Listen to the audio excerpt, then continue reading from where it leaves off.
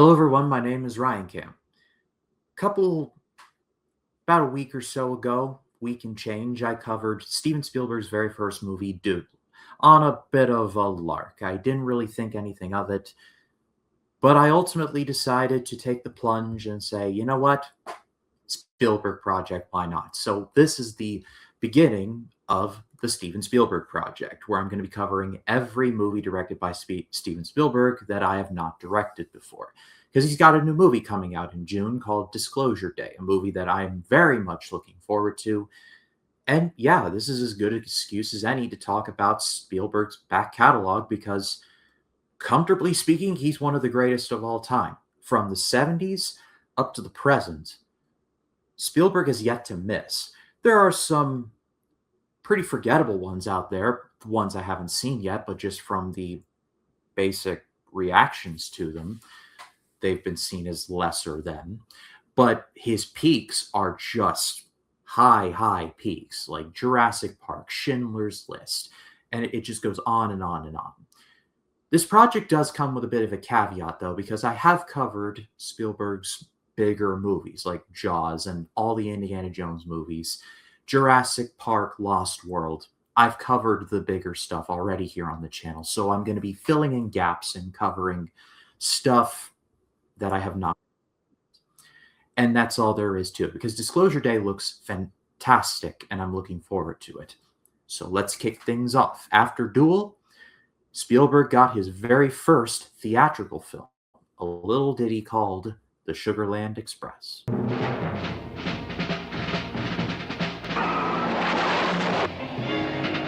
The Sugarland Express was released in 1974.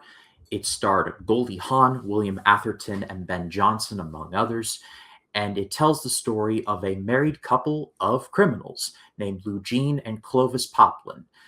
They have just been released from prison after, well, being crooks, of course. They lose their son to the state of Texas, and so resolving to get their son back, the chase begins, literally. The movie is one big chase across the state of Texas. The Sugarland Express is a bit of a weird movie. It has a very weird legacy in that Spielberg is one of the greatest of all time, like I mentioned, but this movie is almost never talked about. Like Duel gets more attention than this movie, which is very weird because I've always really liked this movie. I've liked it since the first time I saw it. It's not one of Spielberg's greatest, but it's a lot of fun. And you can tell just from looking at this that Spielberg is going places. It's one of those very rare opening films that you look at and you go, yeah, this dude's a legend already. Like, he just needs the right material to do it first. Watching this movie is like listening to Black Sabbath's opening album for the first time.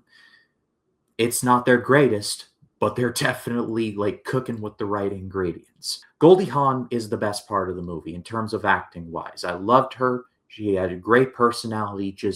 She is the beating heart of the movie. And despite the fact that, yes, she is in fact a criminal, she has very understandable motives as to why she does the things that she does. She loves her son, and she will not let the state of Texas stand in the way of that.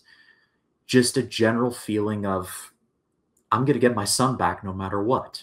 There's just an energy to it that's just, like, it's just infectious. I love the spirit of that. Because this is one big car chase, there are a lot of cars involved and a lot of car wrecks, and you can't help but appreciate just how much like car stuff happens here. If you love car chases, this is your movie. There's cars, there's car wrecks, there's stealing cars.